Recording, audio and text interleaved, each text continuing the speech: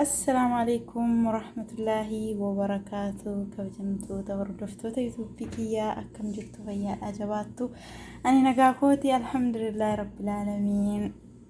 الرس وان متى كيسن سنيف ديرسو بريتشي متى لافسو متى قبسو سنيف دير في انجرانا فانا تران سنين جرا ومتكون باية متى لافريدو فولا كينيا في اللي باية بريدو fuula keenyaafis mataa keenyaafis baay'ee bareedduudha. Kireemii biraan inshaallah hojjedhee isiniifan dhiyeessaa. Har'ammoo kan mataan qabadhee dhufee inshaallah muuziinis mataadhaaf baay'ee bareedduudha. Akkuma beektan hanqaaquunis baay'ee bareedaadha. Namni wallaalee hin jiru jedhee yaada.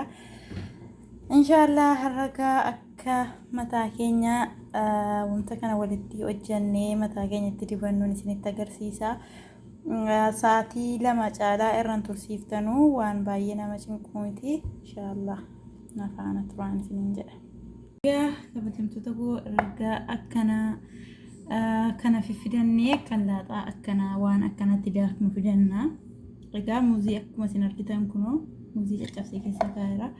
Ammas immoo hanqaaquu keenya cabsinee itti naqannaa. Viidiyoon isinitti mul'atanitti fakkaata dhiifamaa. Sarrasuuf bicoona rakkisa. Egaa erga akkana itti naqnaqne egaa amma isa kana akkanatti hin argitu fakkaata. Sabbaarii jedhama maqaan isaa. Egaa isa kana amma qola isaarraa baasnee keessa isaa bisaan isa kana jechuudha. Isa kana qola isaa akkanatti irraa fuunee keessa isaa bisaan isaa qofa itti naqanna.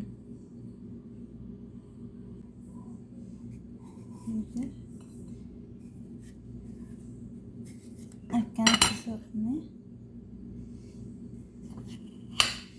kana keessaa baasna.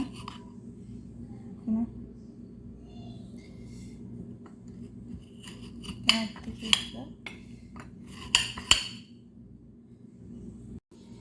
egaa akkanatti qola isaa irraa baastu yeroo akkanatti kunis kana fakkaata. Akkasitti annan baay'isee ana qofa miti nama biraatii wajjin dibadhaa kanaaf dandeessee isin garuu mataa keessaniitiin gochuu dandeessan.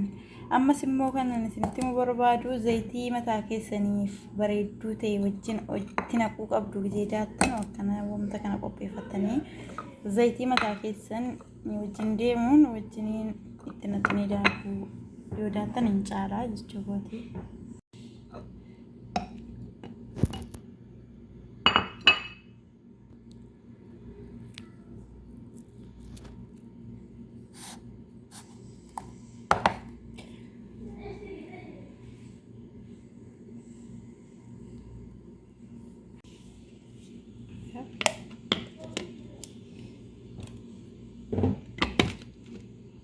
Akkasitti daakuu jechuudha. Bareechitanii bulleessuu qabdu.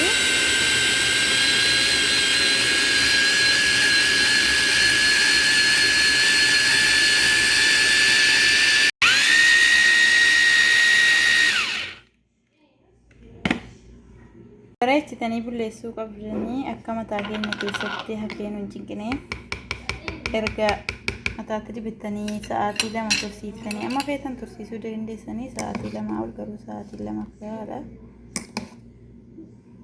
Sanaan booddee bareechitanii keessaa faaqqisuu isin barbaachisa.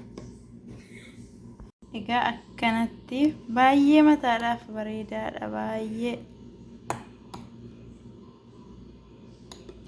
bareechitanii bulleessuu qabdu. Bullaa'e mataa keenya keessaa akka takkatu faaqqifamee nuuf ba'uuf jechuudha. Egaa namni YouTube kootiif addisii taatan laayikii saabskraabii gochuu hin dagatinaa. Galatoomaan isiniin jedha. Amma viidiyoo biraatti walitti deebinutti nagaanaaf turaa.